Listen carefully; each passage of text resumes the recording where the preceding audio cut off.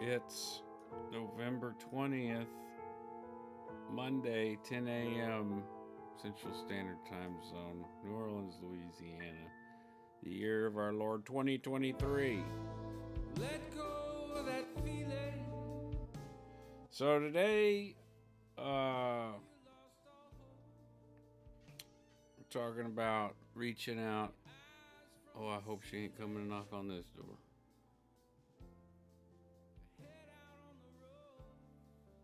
Tell me something's wrong. Oh, okay.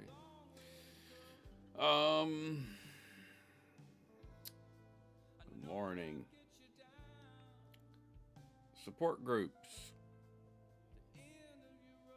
resources. It's gonna be a short bonjour, bon matin,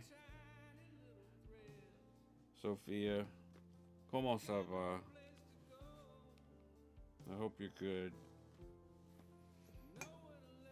I haven't even finished my coffee. Cafe.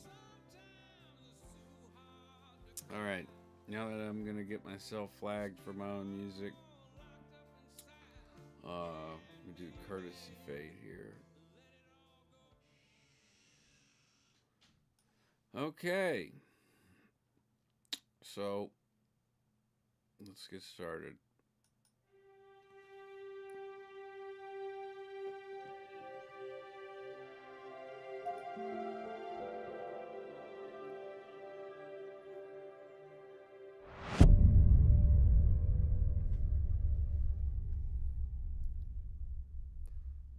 Hey, Leo, welcome. Welcome, Leo. Everybody say welcome, Leo. We're so glad you're out. So glad you're out, Leo. Holy shit, man. Um, just went fully mentally out earlier this year. Great. Glad you're here. Glad you're here, man. It's a whole freaking bunch of layers of the onion, ain't it? Well, thank you. The intro used to say Wog World, but I changed it to In Theta. I couldn't think of a better name for the channel because Wog World got canceled essentially, and so I just started naming. I named it my name. I named it something else. I don't remember what until I could come up with something that I felt was that good. Because Leo could attest that that would have a pretty big impact, like just the name itself, especially for ex-Scientologists, a channel called that. So, um, yeah, it's just sort of like flies to the light bulb or whatever. It's like an attractant because when you're stuck in there, it's like, yeah, you're afraid of it, but you know there's freedom out there. Anyways, Leo, welcome. XSO, don't know what your post was. I was the FSM IC and BSO at Melrose Mission. I also did a lot of Div 6 in. Sorry, guys, for the Sino speak, but we got one in here. So, an X. XSO. Amazing. So, Div 6, did a lot of body routing. And what else? Yeah, a lot of celebrity handling. Hell yeah, caramelize that onion. And oh, uh, oh, Leo, Leo, you the man, man. Essay. Um, Buenos tardes. Is that morning or day? Um, ¿Cómo se llama? ¿Cómo se dice good morning? Specifically, morning. I was an IAS assistant fundraiser. Okay. In Mexico City for 2 años. Short stint, but man, there. Hey, You know what, Leo? You bring up a really poignant point for me and my channel and what I do here, because I was only in for 2 years as well. Buenos dias. Gracias. Um, so 2 years, okay, a lot of other SO, like, how could you get so whatever? And even kind of like some people be like, how could you be that stupid? My very first video, Bonjour Lorna, good morning, Miss Huddleston. Um, the yeah, like how could you be so? I felt really stupid in my first video because I was explaining how I got so wrapped up into Scientology and believed that there was a theta in theta balance, and we needed to tip the scales in order to basically make the whole damn world Scientologists. Good morning, bitch. I mean, beach. I like to say it like bitch. Cynthia says it. It's pretty funny. She can come in here and say it if she wants. That would be hilarious. um. So yeah, this morning I've got an eval at 11:30. So today's broadcast can be a little shorter, but that's okay because we've got some help from AI to sort of keep us on track, on topic for what we are trying to do here, the trauma community, and oh, hello. Okay, this might not go well. Say it. Say it. I'm getting nervous. Bitch! Sometimes she'll just say that randomly. Just walking through the house. Bitch! Oh, that made my morning. I'm not going to say it made my day. It's too early to say that. So I use AI quite a bit for the kind of stuff that I do. And there's AI out there for everything. So I sort of, combine all of that stuff and I curate it the best that I can, because a prompt is only as good as the person being able to express exactly what it is the information they're trying to get. Lorna was on staff for measly 2 years too, but it leaves a mark. Look, that time period, it's not about how much time. I've met people and seen people who've been in for way longer, who could really give two flying fucks about Scientology, but they were in it. Like, for example, one of my friends grew up in it, and he knew the entire time Scientology was a bunch of bullshit. So it's about how much you commit yourself. It's all in your head. I hate to say it like that, but it is. It's like when you start running that stuff on yourself, and you're really believing it. It doesn't have to take 2 years. It can take 6 months. I think from the time I signed my staff contract and got, and made that decision, Travis and I mean, he made his decision, I made mine, but in his experience would be different than mine. But when I signed my contract, I forfeited my life for 2.5 years to this organization that, in my mind, saved my life. So I took everything very seriously. And there was, as a volunteer in the training that I had, there was really no means that didn't justify the ends. So don't ever let anyone tell you that the amount of time that you're involved in a coercive group or some kind of coercive culture uh, makes a difference. Like if you spent 6 months as a neo-Nazi, I'm sure that's more than enough time to fuck you up. All right. So that is sort of uh, really important. It's important to acknowledge that to the general public. I think. Uh, I think.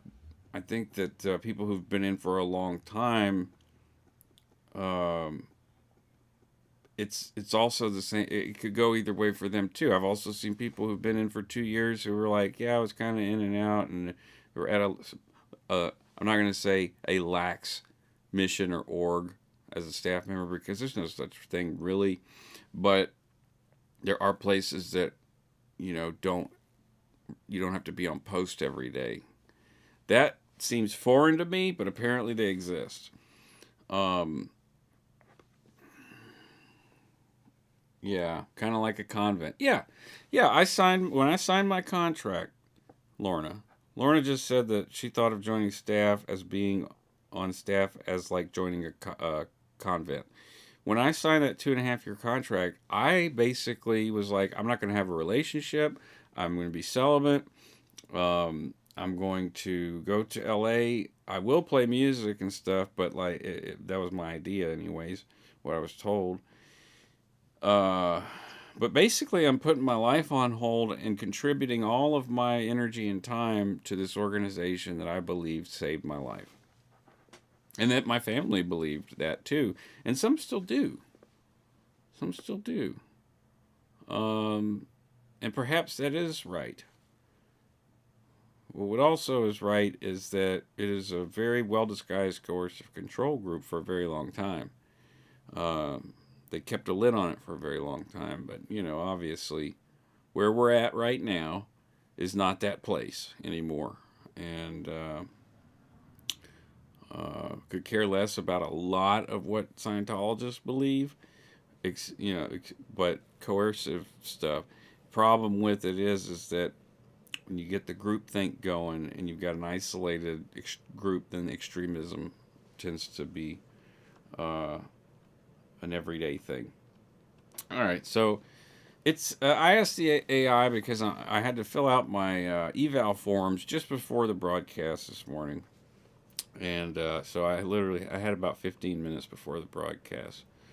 So I was filling out 12 different forms, annual eval, and let's see. Leo, uh, conmigo, uh, amigo. I found Scientology when I was 20.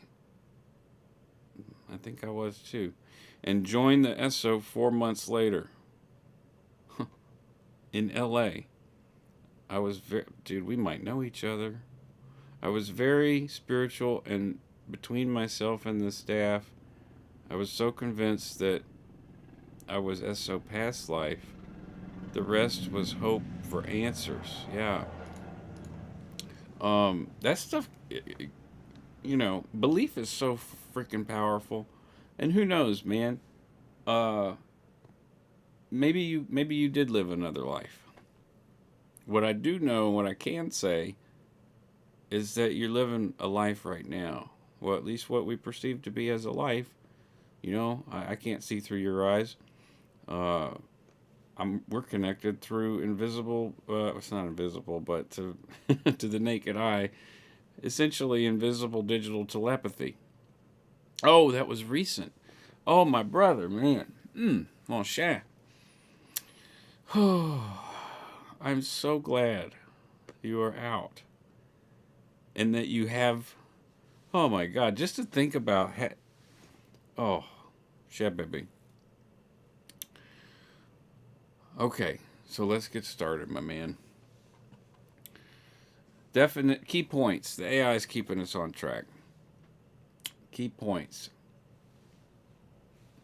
Got 45 minutes plus 15, I'm going to say. It's asking me to define give a definition of trauma or coercive groups? Well, I think, yeah, it says explain what constitutes trauma and coercive groups. So, what would constitute a coercive group? Well, I mean, you could call the Boy Scouts of America a coercive group. They definitely try to get you involved, get you camping, get your merit badges, and get to Eagle Scout. All right? Regardless of what you think about the BSA and the fucked up stuff that went on in the BSA in a lot of places, you know, not all BSA is like that. Uh, so, even if at the very top levels that's what it's all about, there are little, let's call them cells of Boy Scout troops that are actually quite wholesome. And but they are coercive. They're trying to get you to do something. Most of the time, the kids don't want to do it. So, but yet that danger exists, right? Kids get hurt. Kids get molested. Kids go missing. So even though it's mostly a good group, there's danger in that coercive environment. Because if you can coerce someone to do something, that's how it always starts, right? Do this thing, okay? Do that thing. Nothing bad happened. So, but over time, do this thing, do this thing, do this thing. It can get very bad, and it's just the whole again frog slow boiling a frog in water. Leo says, I just know that the answers I was looking for and don't and don't and dove in head first for what wasn't there, I'm assuming. But now I have to get all my friends out. That's my mission now. Oh man.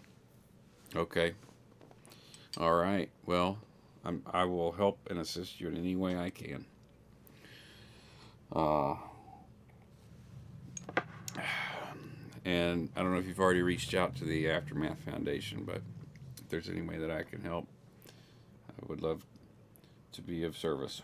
I mean, assuming there's anything you could think of. But Lorna says the Boy Scouts are laying the groundwork for joining the military, but they help little old ladies cross the street.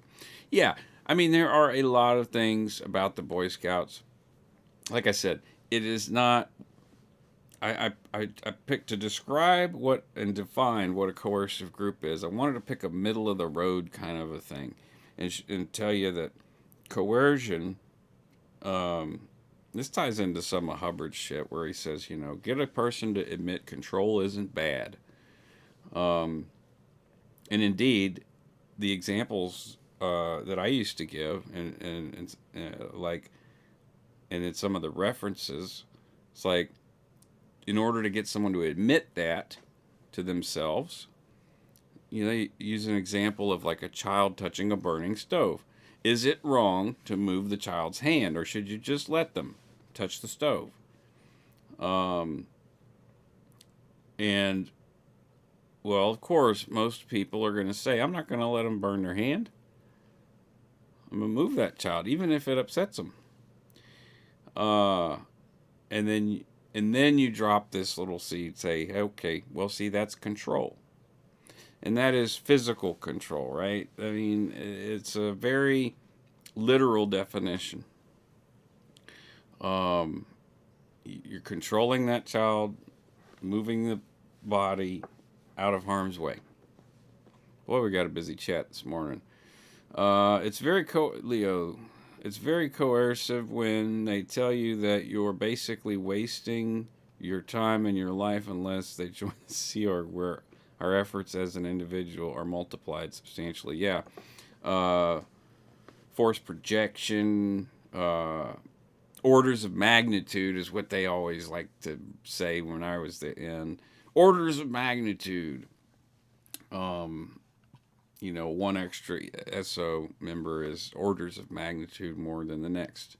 because you multiply each other's OT powers or whatever.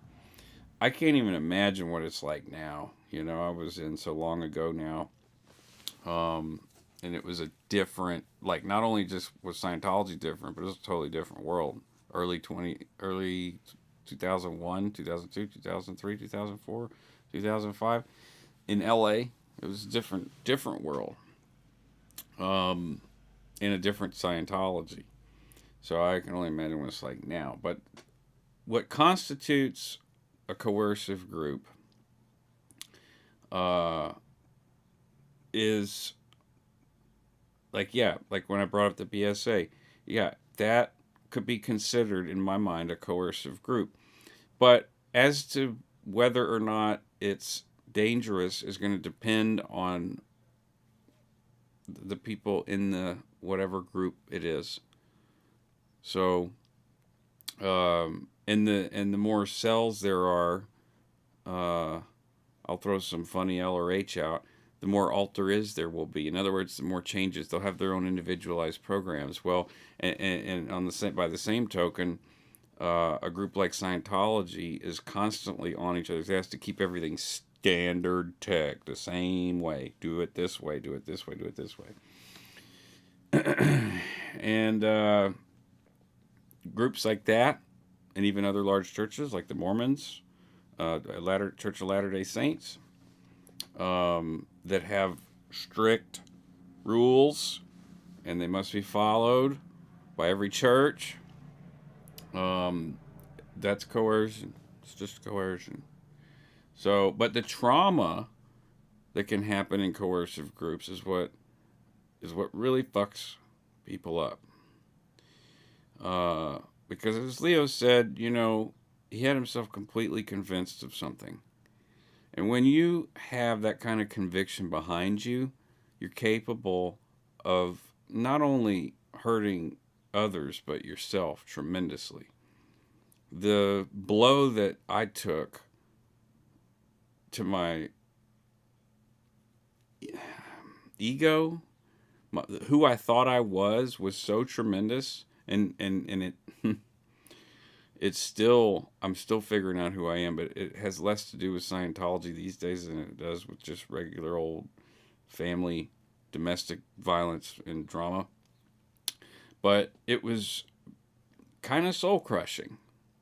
So when you have groups that are, you know, and that can happen in any coercive group, I would argue and stand by that, because in any coercive group, there's always the potential of somebody using that system of coercion to get someone to do something they're not supposed to do, even within the confines or rules of that group, such as the Boy Scouts and being, you know, sexually assaulted. That's not something the Boy Scouts approve of. But if you're in a coercive environment and you're being told to do something, as Lorna said, you know, train you for the army, follow orders. Yes, that's all part of it. But also, in the same way, I don't want to dig on that part too bad because it's discipline. And I don't think that's a bad thing. But I think that the bad things can happen in coercive groups. And even though coercive as a word may have a stigma to it, I don't think it maybe ought to should. Peloton is a coercive group. You know, any subscription that you have to Netflix or HBO, they're trying to coerce you. Video games, it's everything try to get you to do something, spend some money. But it doesn't always have to be a net negative. And in a trauma or coercive group, it would be a net negative. What did I miss here? May the force be with you. Rarely see any videos about this, about tribe. Thank you for this. This is vitally important as the foundation or framework of seeing ourselves and others. I realize genetically it's survival that we're tribal. Absolutely. Absolutely. Down to the bone. Down to the bone. And Amy Jean says moderation in all things. Yeah. That was something my father would always say. Uh, Everything in moderation, including moderation itself, while he was taking his pills and drinking his beer. My dad was a poor, traumatized vet. Um, Anyways, an alienated father. I understand these things now. I did not when I was in my 20s. So, what constitutes a coercive group? It's something that is a coercive group already, but has people in it that are traumatizing people and getting them to do things they shouldn't do. Uh, Provide examples for coercive groups. Scientology, um, LDS. I already did all of that. All right. Also, domestic coercion. There are situations. I grew up in an environment like this where you have a person, in my case, my stepfather, who was coercing many people into believing that he was a good guy when he had in fact tried to murder my brother and in utero and me uh, as a child. Now he tried to accident me when I was a child. Later in my teen years, he tried to actually murder me. If it wasn't for my brother Mark, I wouldn't probably be here because mom was whacking him on the head with a frying pan, and he was so upset that wasn't doing nothing. Good morning, witness. How you doing, Whitney? Party people, yeah, right. 10:26 a.m. in the morning on Monday, November 20th. I'm not even finished with my coffee. I got to get through this in an hour and 15 because I have a eval. Keep doing my therapy and stuff. All right, so the next part, key point that GPT points out is importance of finding support, which is what this is kind of about. Tribe.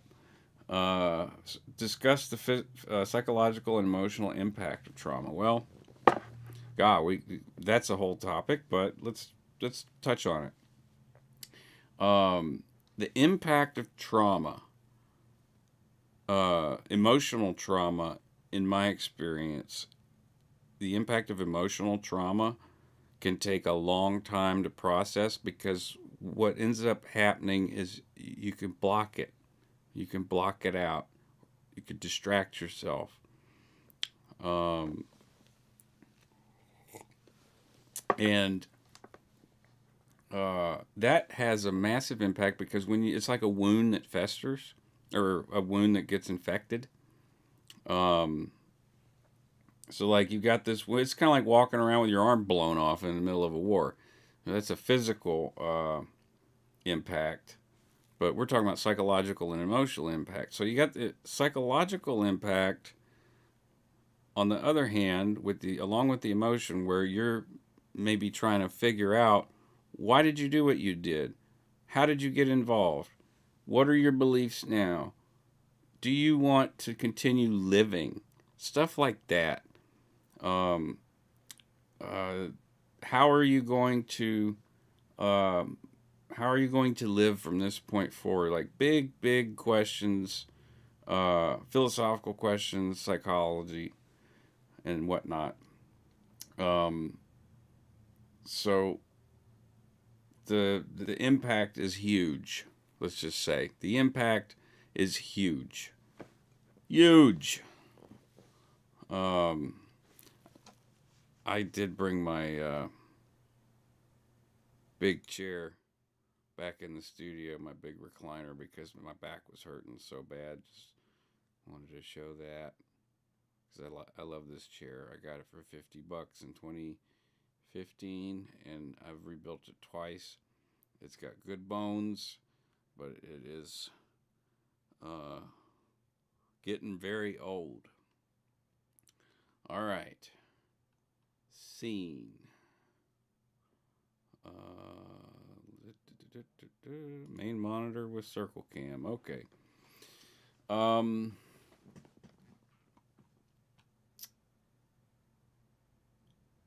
emphasize the importance of seeking support for healing.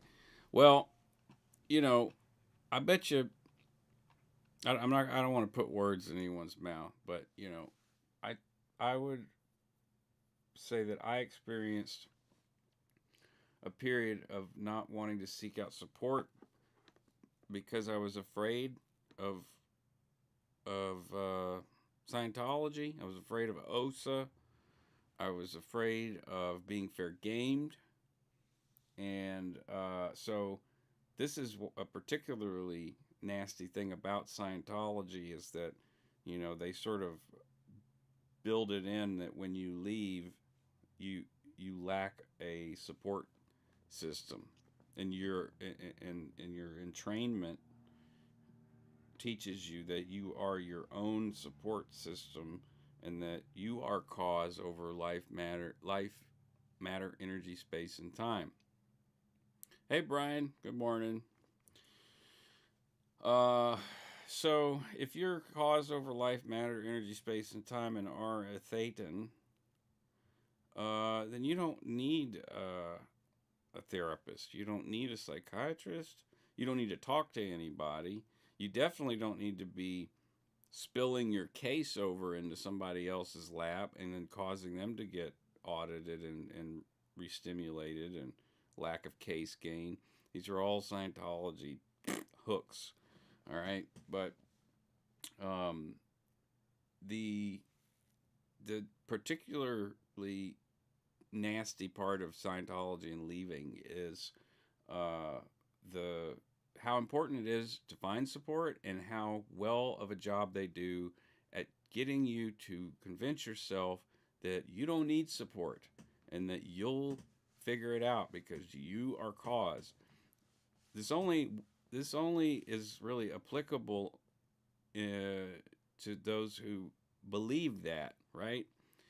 Someone can leave and be like, yeah, that caused that. Yeah, no, I'm not the cause of everything. If you're believing that, then that's different. But if you do still have that in your mind, it is a very effective means of blocking your own progress. Um, so that's about the emotional impact. It's massive. It's massive. Emphasize the importance of seeking support for healing. Uh, Major big ups to Leo uh, for giving the Hasta La Vista baby to the IAS, um, and finding support. Like, big ups. Because that's how you break that hook off in your brain. Once you start, at least for me, once I started peeling the layers off, so to speak, changing my behavioral patterns, changing the way I thought, it was very uncomfortable. But it became almost an addictive thing where, like, oh, I remember this. Oh, this is true. Oh, I should care about something that I care about. Um, where did I miss a good description of something here? Sophia, what did she say? The body keeps score. Yeah, yeah, yeah. The body keeps score.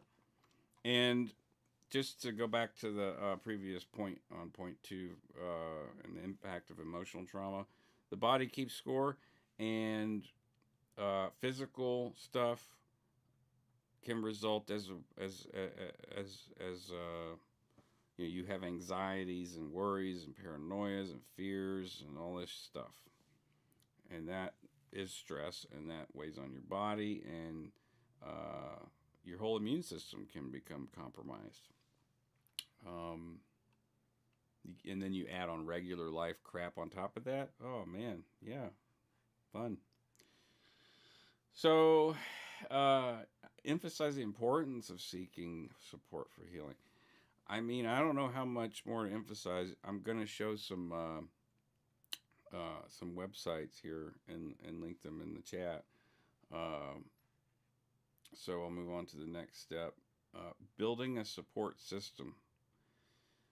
Uh, Explore the concept of finding a tribe or a support system. Well, for me, I didn't have anyone in my family or many of my friends. I say I had my brother, and I had some friends who were out of Scientology, but under the radar, so to speak, on the fence, and we could have our secret little conversations in Scientologies, but we would be doing that sort of invalidating the horrible shit we did, justifying it or talking about it and figuring out that wasn't ethical, that wasn't, kind of turning Scientology on its head and being like, hey, you know how they said it was supposed to be like this? Well, it really wasn't, was it?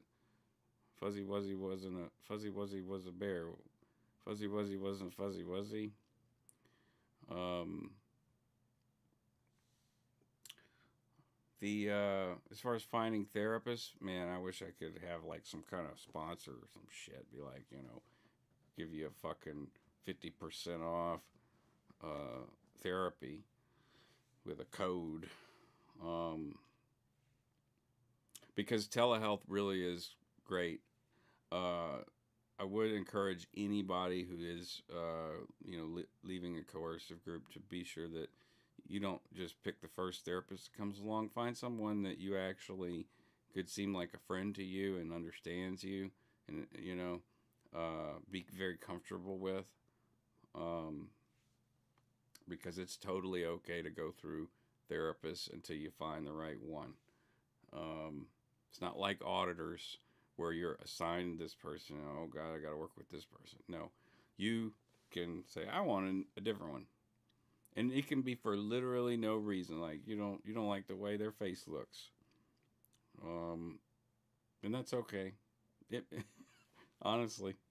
Um, so the uh, the building of a support system for me started with the YouTube community because I didn't really feel Travis and I have our own support system when it comes to our experience in Scientology.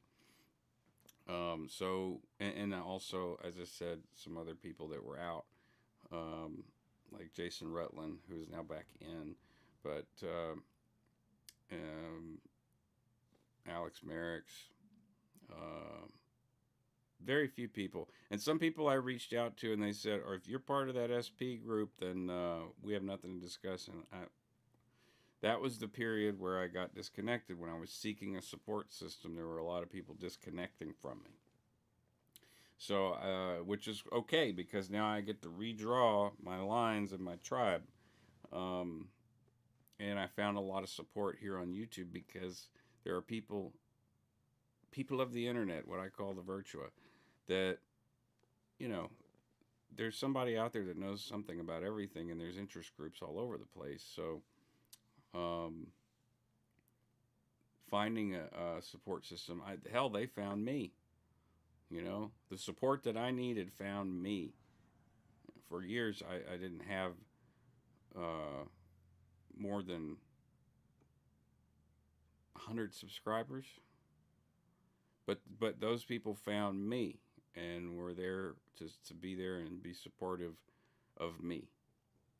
Um, so I think that even though it's not a one-on-one face-to-face connection, that just people that understand what you went through, have some idea or can relate in some way, uh, was part of finding my particular uh, support.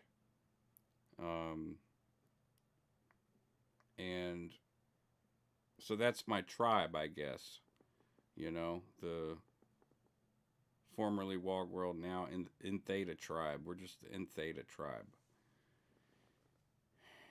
And yeah, if you're building your own support system, I would also encourage you to just make sure that you reaffirm to yourself that that is your space, your support group. This is for you. And don't let anyone tell you what you need to do with it. If you're getting support, then that's what you need. All right. Discuss the benefits of connecting with others who've had similar experiences. Well, there's shitloads of benefits to that. You learn so much. You learn that you're not alone. Uh, you learn coping skills. You learn anecdotal coping skills. You learn real, like, solid coping skills. If you're in therapy, if you can get into therapy, that's some real uh, benefits of connecting with others. Because a lot of therapists either have had experiences or they deal with those kinds of experiences on a regular basis, and they can help you with strategies that work. So, um, common challenges. It asked me to address common challenges faced by individuals leaving traumatic situations. Okay. Um, I'll take the domestic for 1,000. So, coercive domestic situation, abusive parent, abusive aunt, uncle, cousin, whatever, whoever you're living with, who is, kind of controlling aspects of your life. Common challenge in that situation is to actually leave, to get out. You have to get out. That is like number one, because you're really not going to be able to, as much as you might think, or how smart you think you are, how you can maneuver and manipulate and not even manipulate, but sort of like set yourself up to get out. No, you just have to get your ass out. Because once you get out, you will be able to think on your own and clearly without that constant coercive inner processing, or whatever you want to call it, that has been beat into you. On a coercive culture level like Scientology, again, common challenge, get out. How the fuck do you get out? If you take a routing form, you kidding me? They're going to keep you there forever, and they're going to try and send you to gold. So, discuss the impact on mental health and well-being. Um, when when I left, I was very, I would say, probably depressed. So, because it was like, now I was on the other side of I was on the Op 4 team instead of the Blue 4 team.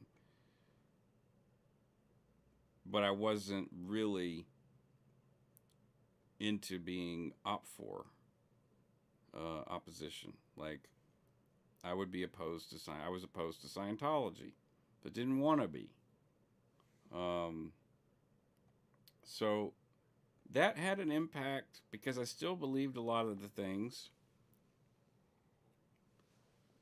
and it had an impact on my mental health, and it had an impact on all those around me because it affected my mental health, which in turn I would act out onto others. The use of authority and control in 8C, they call it in Scientology, infinite control, I exercise well beyond Scientology. I exercised the TR practice well past the time I left. I still believed that my integrity was more important than my immediate life, and I may still believe that. Um, I think it just depends. Um, because if I found myself in a situation where I could lay down my life for the life of a child, then I could see myself maybe acting just as involuntary. Um, but let's not think about that. Let's hope that those situations don't occur. So many comments this morning. I love it. Just finished my work. Let me catch up. All right. Shout out to everyone who's being part of SBTV. Leo. Yeah. I mean, everyone is shooting at the right target. As long as everyone's shooting at the right target and not invading other space and being antagonistic towards each other, we're good. We're good. We don't have to like each other. Um, some of us get along really well, but the thing that really the tie that binds, it's like that. I compare it to, I watch a lot of war movies, and in war movies you'll often find that in the training phase there's people who just don't get along, and then when they get deployed they still don't get along, but they have a common enemy, and that's what ties them together. And I see it the same way in this situation. So I may not like them. I may have a bad nickname for them or something, but they are my brothers in arms and sisters in arms. Like we fight the same enemy, ourselves and Scientology. Um, just finished work in my PJs and Snoodle. Nice. Whitney, see, Lauren responding to Witness. I've been up Schitt's Creek for decades. Nobody likes people who've had strokes or old and disconnected from any family that are still alive. It's like screaming into a windsock years on end.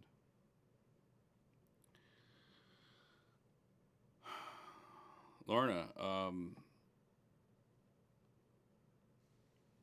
I do have one of these. This is ghost beads. And since I've been doing the mindlessness, I mean, and also based on what you said, no one wants to help you. I can't help you, but I can try to, put some good thoughts out there um, for you. I like to call it thoughts and players. Uh, Poet, took my best friend getting prostate cancer and me coming home to help him that gave me the distance I needed to get the hell out of my toxic marriage. See, and getting out. Like, that's the number one thing. You got to get out. My stepfather had control over a lot of people for a long time, and it was easy for them to look the other way because they weren't around him as much as the people who were suffering the most. And he didn't show that publicly. But when he finally did, and everyone kind of realized, oh shit, like that's really who he is, people distanced themselves, and now everyone is healing. Uh, but you have to get that distance to be able to fucking think and heal. Lorna, Medicaid doesn't seem to really take CPTSD as real or serious. Now, I don't know what state you're in, and I got to get through these damn resources. Damn. Uh, but yeah, who knows? Maybe some of these resources might be helpful. I think that this Whitney, I think I've been there with you, Lorna, but SBTV helps me feel seen. Aw. Yeah, absolutely. I love that. And Brian says, I'm one of the few people that can say someone getting cancer saved their life. I'm happy to say my friend is cancer free now. Yeah. Good morning, Blues. Um, let's see here. And Lorna said, thank you to Whitney. It's reassuring to hear you. I care about you too. This is it, y'all. Like, we got the tribe vibe going right now. Brian's sending good vibes your way. I got my ghost beads. You're in Oregon. All right. Sophia says if they weren't good at seeming charming, they wouldn't get us as influential after all. Yeah. You wouldn't be able to fool everybody. Fool me once, shame on me. Fool me twice, don't get fooled again. George W. Bush quote. You're welcome. Second. Whitney hugs Lorna. Yep. You riding with us now, girl. All right. Professional help. Um, Highlight the role of mental health professionals in the recovery process. Well, they're very fucking important. How about that? Pardon mon français. Encourage seeking therapy or counseling. I think I do. I think I am and have been doing that. Community resources. Discuss in local and online support groups. Now we're at that point. Yeah.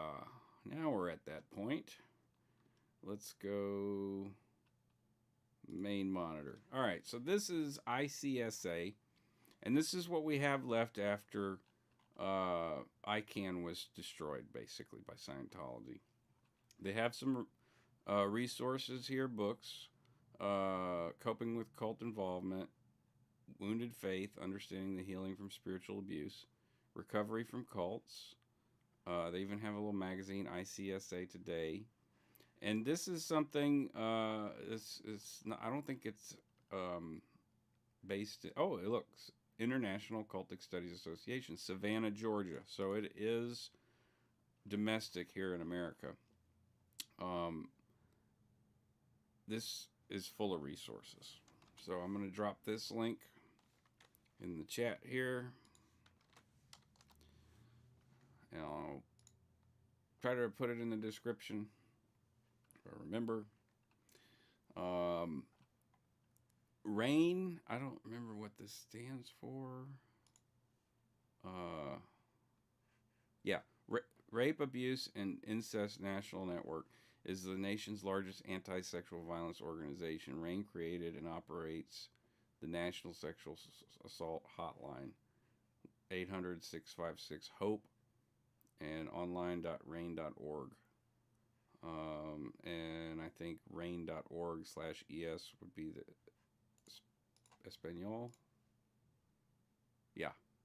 So here's rain in English.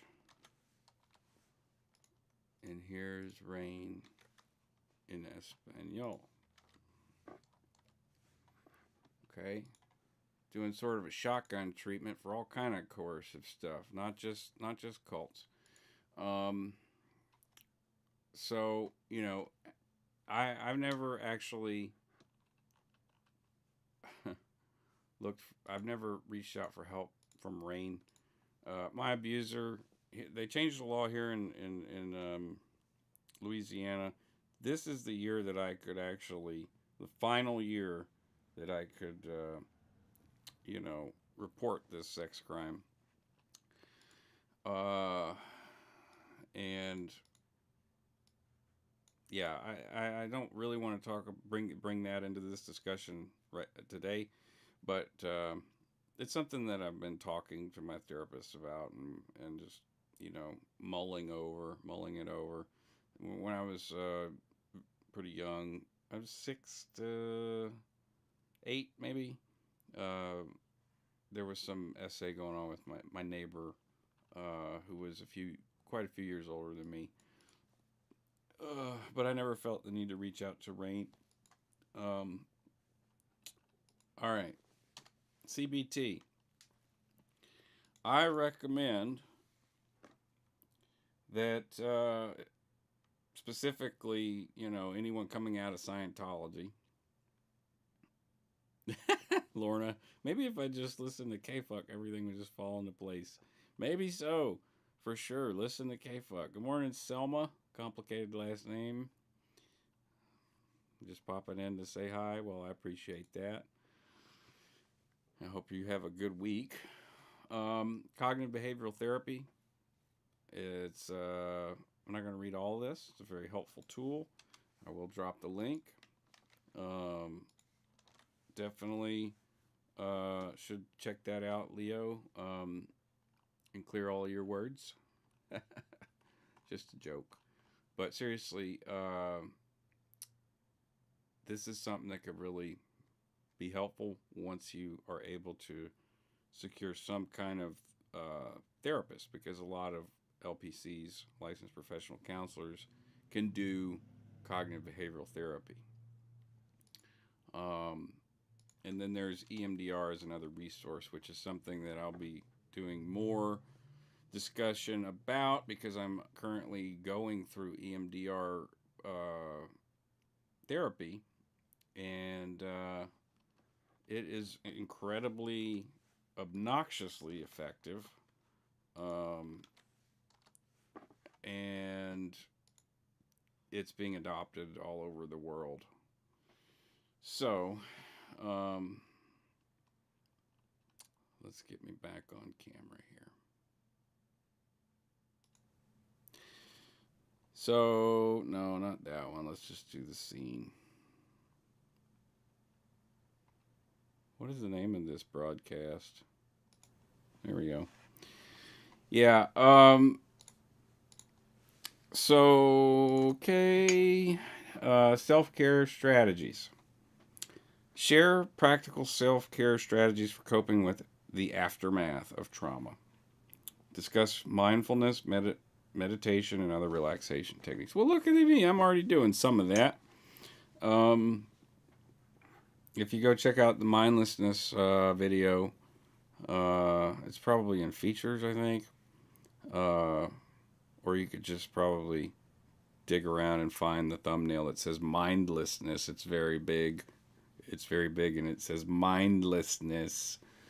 Um, Share practical self care strategies. To me, it's pretty damn practical, especially after you leave the SO and you don't have, or you leave mission, and you're so borked that you can't really work a job, and so you end up doing odd jobs.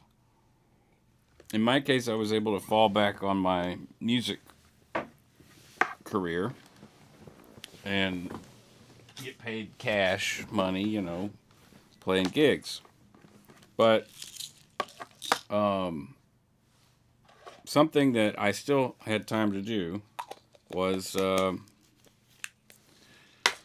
sit. Close my eyes, sit down, wherever. I used to like going to the cemetery, the Mimosa Pines Cemetery, where most of my family is buried, and some of my friends too.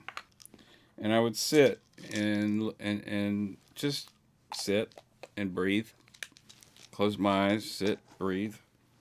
Similar to the mindlessness meditation that if you want to call it a meditation, that I posted the other night. So, to me, that's self care, but it goes further than that for sure. Like, you want to take care of yourself. Like, when you were on staff or when you were in this coercive relationship, you were not taking care of yourself. You would find ways to justify not doing so. And so it takes a little extra motivation on your part to do that. I'll give you a simple example. My feet are all cracked up, dried, cracked feet.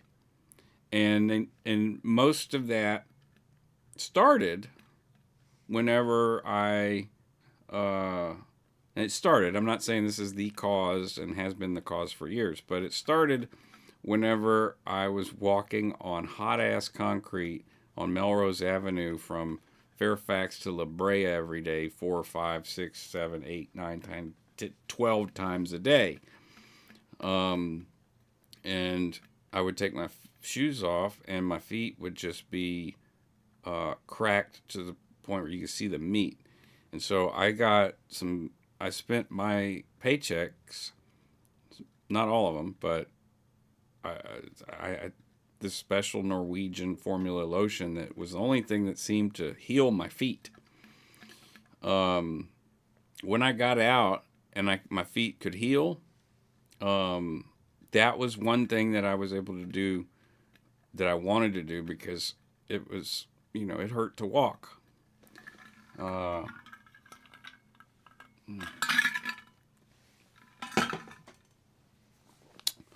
So that's an example. I still do. Some weeks, some months, I'm good. I'm better than others, but it's on my board to soak my feet and put petroleum Vaseline on it and cover them with socks because that helps heal my feet. And if I don't continually do it, my feet dry out. It's something that I really hate doing, but when I start it, I feel like, wow, I'm taking care of myself. And I do feel better. Um, take care of your body, take care of your needs. Don't ignore symptoms or signs of things. Go get help for it. And if it's something you can do holistically or you prefer to do holistically, then do it that way. But definitely do that kind of stuff. Um, as far as mindfulness, as I said, I do mindlessness. I think that's a more appropriate way to think about it. That's just for me. But it is a mindfulness practice in most, you know, jargon. So you can call it mindfulness. I just call it mindlessness. And I think it's kind of funny that way too. Um, relaxation techniques. That's really what I started it for because of stress. I just needed to stop and focus on the breath. There was so much going on. After I left, my wife filed for divorce, sued me for divorce, left with the kids. So I worked 3 jobs for 18 months or so, got cancer, yada, yada, yada, right? But I needed something to calm me down. And mindfulness, mindlessness, meditation, relaxation techniques. I got to do them. I got to where I was doing them so much, and because of my history in Scientology and being able to do TRs, like that actually was a of great benefit, and I was was able to do the mindfulness meditations very very easily. Whereas I've some of my friends and stuff that done mindfulness, they don't like I can't get there. It's like, well, bye Selma, you too. Have a great one. Um,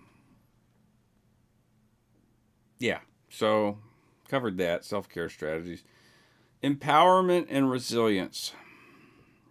Focus on empowering individuals to take control of their own healing process. Um, the decision to talk about things for me was incredibly scary, but also empowering beyond my wildest dreams because not only did it feel like I was sticking it to Scientology, but all of a sudden I had people supporting me. And I don't mean financially, I just mean morally, ethically, spiritually, psychologically supportive. And was that was very very had a very deep impact. Um, and gosh, resilience. Like that's the number one word that comes up all the time in therapy for me. You're so resilience, and because I can talk about some things that have happened that are incredibly disturbing as if they're just like things because that's how I categorize them. They're just things that happen. But I'm told that that there's a lot of resilience uh, as a because I can do you're very resilient because you are able to just sort of this is what happened.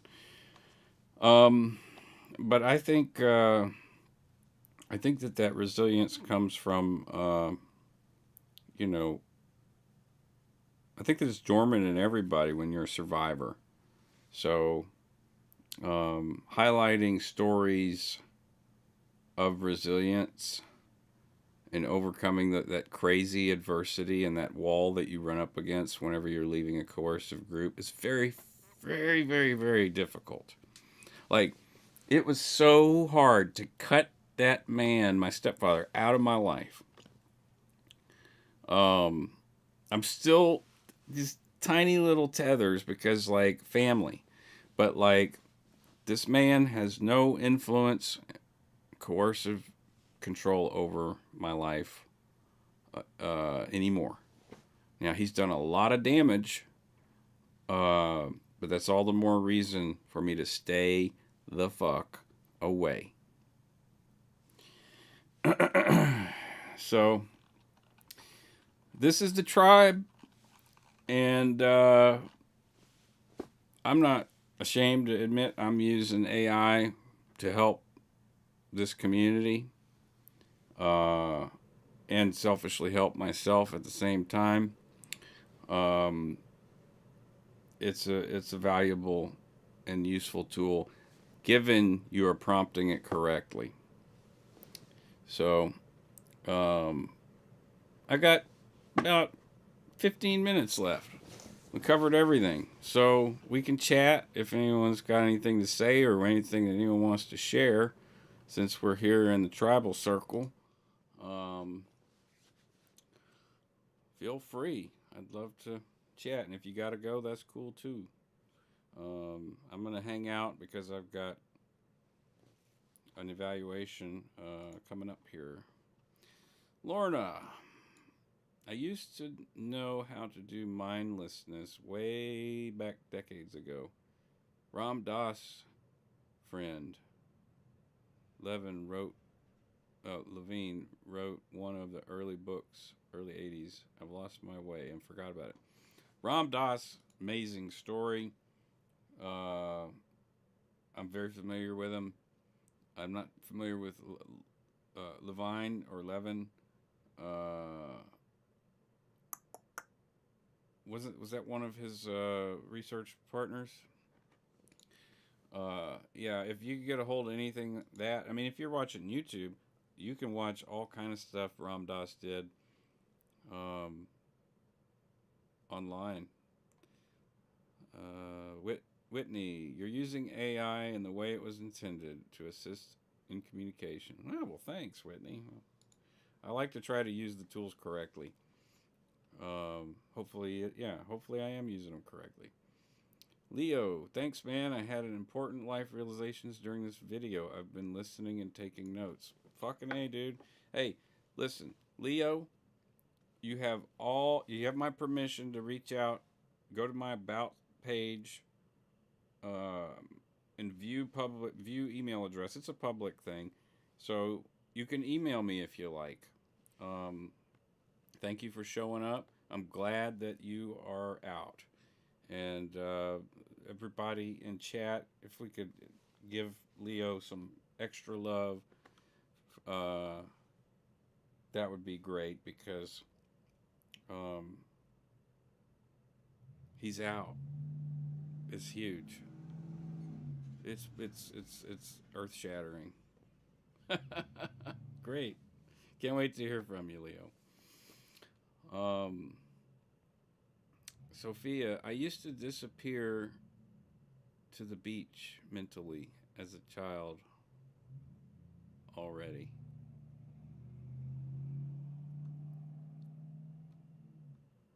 Now, I don't know if you mean literally.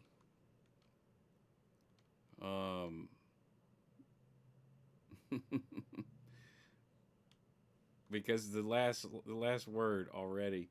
I used to disappear to the beach mentally as a child already. That kind of broke my brain a little bit. Amy Jean, helping yourself isn't selfish, Marcus. You can't help anyone if you are a mess. Okay. Sound like my therapist. Oh.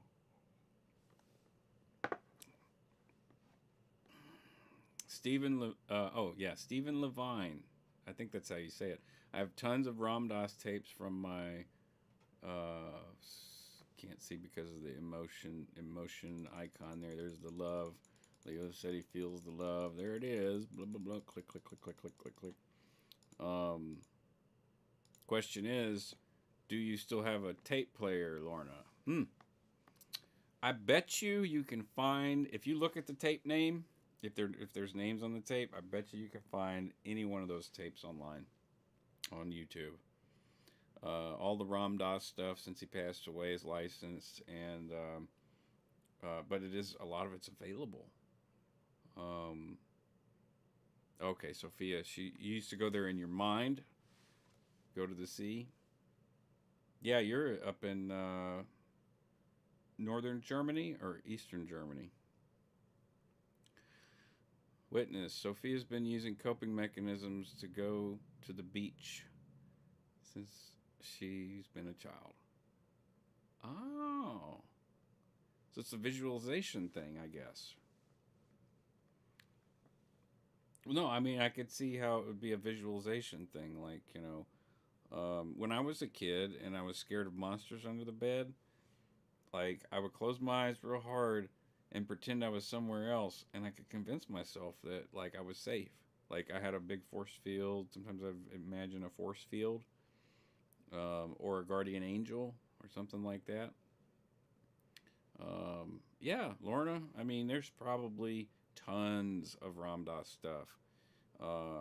Also, highly recommend Alan Watts.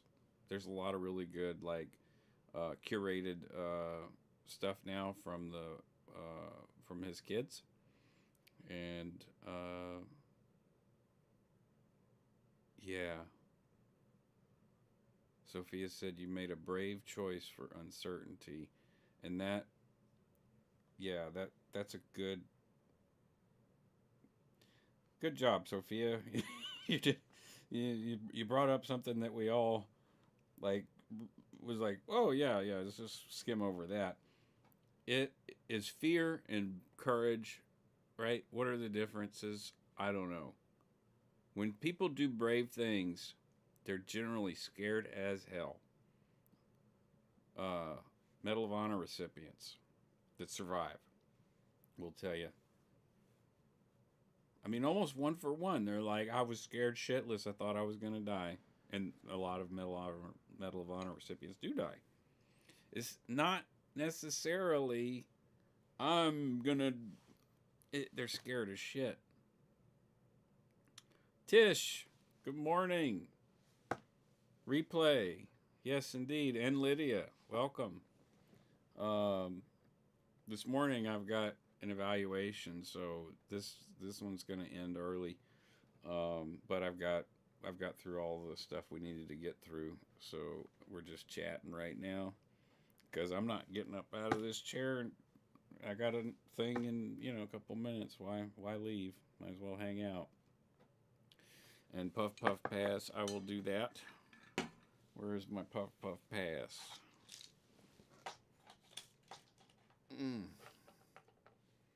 Yeah, Sophia totally just was like, in true German fashion, like, point out the freaking obvious here. This guy just jumped off a freaking mountain, and y'all are saying, "Good job, you're off the mountain." No, it's like there's that whole process of falling. Maybe in one of those weird fly suits. That's what it kind of, it's so terrifying, all of it. When you leave, you don't know who you're gonna lose. Um, well, and I know what I lost. I lost my damn. Oh, my one hitter, man. Where the hell did it go? I don't want to roll a joint right now. Barb, hello. Been listening quietly and dozing a bit. Good morning. Well, good morning to you, Barb. Yeah, I grew up about 20 miles from Holly Beach. And Holly Beach looks like, I don't know if y'all remember the ice cream. This is an American thing. Not ice cream, but the type. There's an ice cream you could get called Mississippi Mud. And it looks about like what you'd think Mississippi Mud would look like. And that's what the water looks like at the beach, at Holly Beach. It's shown a lot in hurricane footage videos because they show the hurricane coming in from Holly Beach, and it is usually, one of those places that is constantly destroyed. I found it. Found it. Okay. This is for blues. We're gonna smoke it up. Yeah, and if you guys like music and stuff, I do a broadcast on Thursdays from my publishing channel, Delta Gold Media. It's called KFUK Radio. And I will link the last broadcast that I did. And if you guys are interested in checking that out, there's that. I have a lot of fun with it. And it's a lot of music from the South and most of the people that I know but that does not mean you haven't heard this music, because I know some people, right? I got a buddy up in Nashville who's had music all up in network television. I have permission to play his music. Deej Leg, Brother Deej, I have permission to play his stuff. He's been in Quentin Tarantino films. A lot of good music that you may not have heard and that you could discover and explore with me. And then other... I should probably just show you on the screen here. Yeah, there it is, Delta Gold Media. So like and subscribe that if you like music and whatnots. I don't know if there's any gamers here. If there's any chance of that, but I do have a gaming channel, and I'm still trying to figure out what to. Actually, I do know what to do. I'm using AI for that too, but I haven't been working on much of the content for it. But there's my gaming channel, and I have the music channel, which the LaFleur Brothers, the album that me and Travis did. There's some new stuff on there. I have a behind the song